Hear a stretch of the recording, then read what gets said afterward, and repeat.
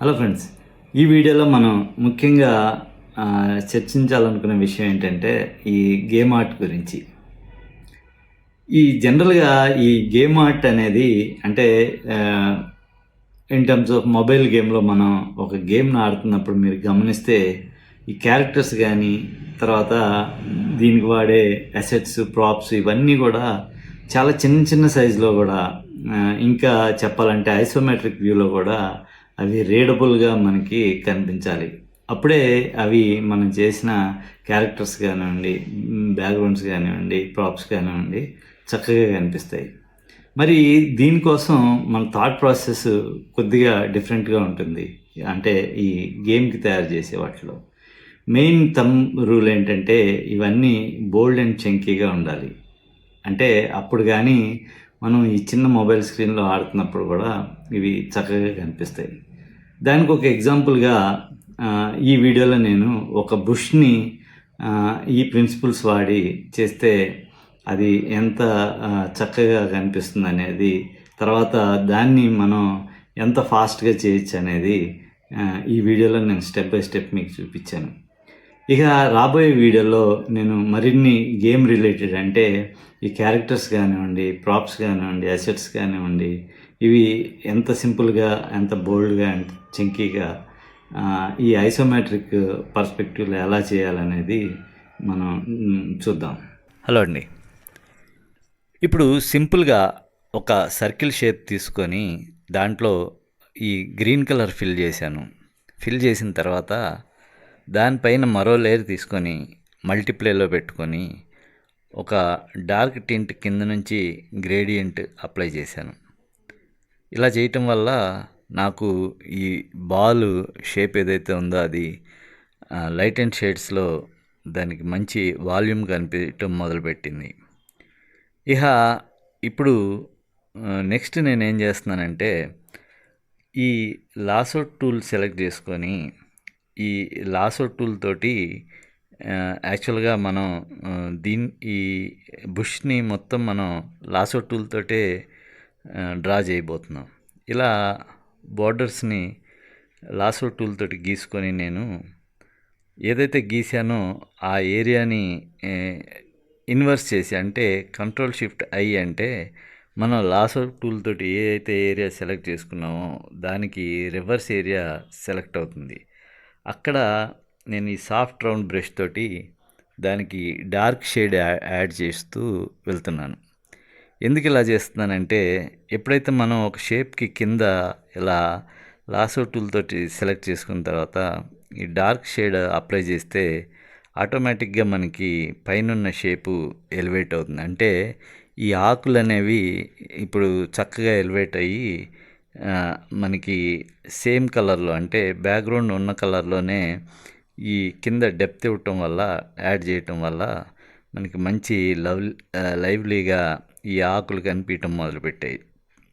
ఇలా ఈ మొత్తం సర్కిల్కి నేను ఇలాగే ఈ లాసో టూల్ తోటి సెలెక్ట్ చేయటం, దాన్ని ఇన్వర్స్ చేయటం, ఇన్వర్స్ చేసిన తర్వాత ఈ డార్క్ టింట్ తోటి ఈ సాఫ్ట్ రౌండ్ బ్రష్ని వాడి దానికి ఇలా డెప్త్ క్రియేట్ చేయటం. బేసిక్గా ఇది చాలా ఈజీ ప్రాసెస్. ఇలా చేయటం చాలా సులువుగా మనకి నిమిషాల్లో ఇది మనకి కంప్లీట్ చేసేయచ్చు. ఇప్పుడు నేను ఈ షేప్ ఏదైతే గీస్తున్నామో అప్పుడు మనం జనరల్గా ఈ పైన ఆకులు చిన్నగా రాను కొంచెం పెద్దగా గీయటం వల్ల మనకి చక్కటి పర్స్పెక్టివ్గా కూడా అనిపిస్తుంది. అందుకే నేను కింద లేయర్లో ఈ ఆకులు ఇంకొంచెం సైజు పెంచి దానికి మళ్ళీ ఇందాకటి మనం అనుకున్న రకంగా కంట్రోల్ షిఫ్ట్ ఐ అని దానికి మళ్ళీ డెప్త్ యాడ్ చేశాను అన్నమాట. ఇప్పుడు నేను ఈ మొత్తం దీనికి అంటే ఈ డెప్త్ క్రియేట్ చేయటం అనేది లాసో టూల్తో చేసి అయిపోయింది. కాకపోతే నాకు ఇది బుష్ షేప్లో కనపడాలంటే మనం కొన్ని దానికి ఈ ఆకులు ఓవర్ లేయర్లో మనం యాడ్ చేసుకుంటూ వెళ్ళాలి. ఇలా ఈ ఓవర్ లేయర్లో యాడ్ చేసేటప్పుడు మనం కలర్ తోటి కొంచెం జాగ్రత్తగా ఉండాలి. ఎందుకంటే మనం అంతకుముందు ఆల్రెడీ గ్రేడియంట్ ఇచ్చాం కాబట్టి ఇలా కలర్ అప్లై చేసేటప్పుడు అక్కడే ఉన్న కలర్ని మనం ఈ కలర్ పిక్కర్ తోటి సెలెక్ట్ చేసుకొని ఆ టింట్ని కనుక అప్లై చేస్తే మనకి ప్రాబ్లం ఏమి ఉండదు. అంటే అది కలిసిపోవాలన్నమాట. ఆ రకంగా కలర్ పిక్కర్ తోటి ఈ ఈ చుట్టుపక్కల నేను ఈ లీవ్స్ని క్రియేట్ చేసి వాటికి యాడ్ చేస్తూ వస్తున్నాను. మళ్ళీ సేమ్ పద్ధతి. అంటే ఆ లీవ్స్కి కూడా ఇప్పుడు నేను యాడ్ చేస్తున్న లీవ్స్కి కూడా కింద మళ్ళీ దానికి ఈ సాఫ్ట్ రౌండ్ బ్రష్ తోటి షాడో యాడ్ చేసుకుంటూ వస్తున్నాను. ఇలా చేయటం వల్ల ఆ రౌండ్ షేప్ పోయి అది ఒక న్యాచురల్గా ఒక బుష్ షేప్లోకి మనం తీసుకురావచ్చు అన్నమాట.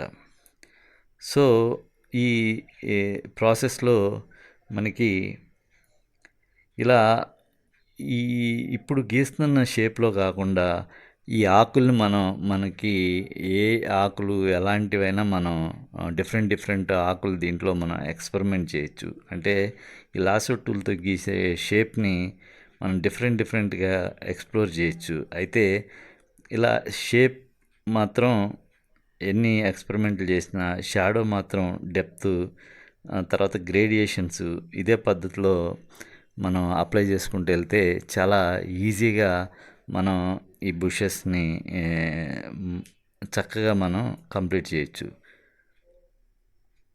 ఇక్కడ సేమ్ కలర్ అంటే ఈ కలర్ పిక్కర్ తోటి నేను ఏ ఏరియాలో అయితే ఆకుల్ని యాడ్ చేస్తున్నానో అక్కడ ఉన్న కలర్ని పిక్ చేసుకొని అదే కలర్ని ఈ ఆకులకి యాడ్ చేసుకుంటూ వెళ్తున్నాను అనమాట.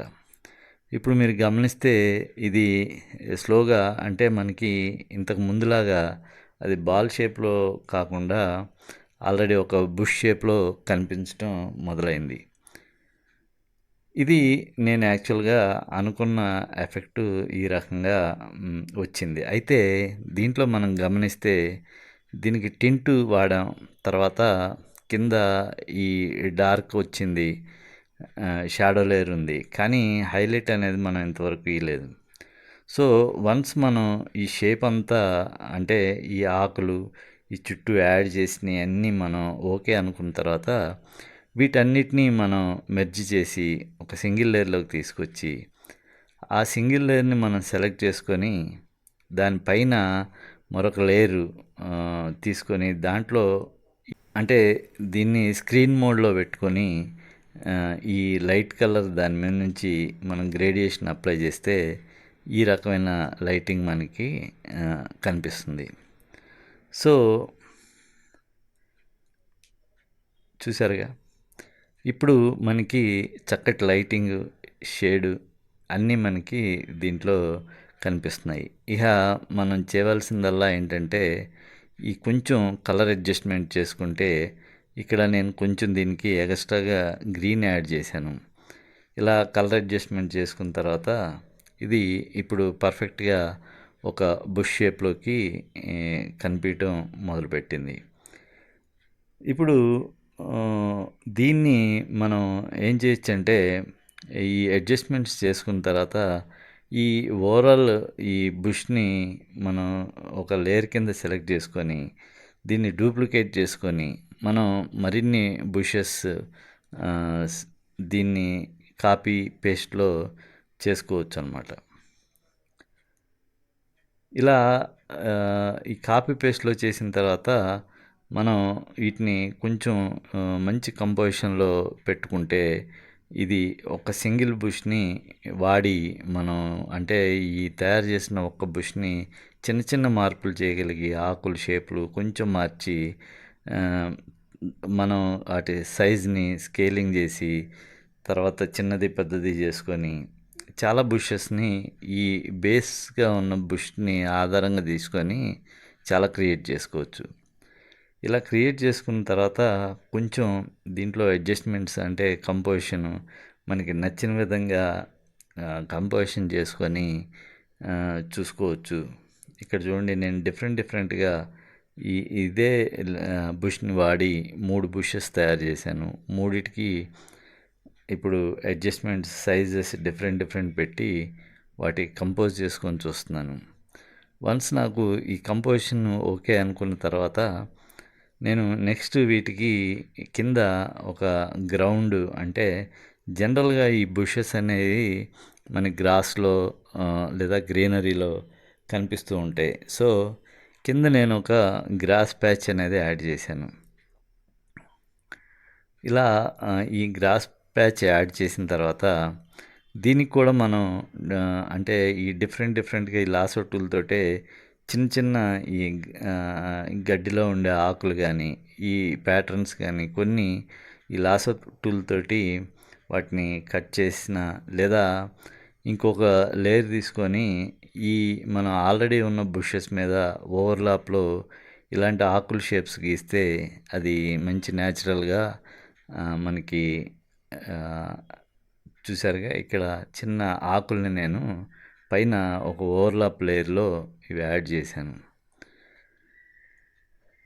దీనివల్ల మనకి టోటల్గా ఒక బుషెస్కి ఉండే ఎన్విరాన్మెంట్ మనకి క్రియేట్ అవుతుంది. ఇలా చేసుకున్న తర్వాత మనం ఈ టోటల్గా ఈ బుషెస్కి కింద ఇంకొక చిన్న గ్రౌండ్ షాడో యాడ్ చేస్తే అది మంచి లైవ్లీగా ఉంటుంది. సో ఇక్కడ చిన్న గ్రౌండ్ షాడో కూడా యాడ్ చేశాను. సో ఫ్రెండ్స్, ఈ రకంగా మనం ఎక్స్‌ప్లోర్ చేసుకుంటూ చక్కటి గేమ్ అసెట్స్‌ని మనం తయారు చేయొచ్చు.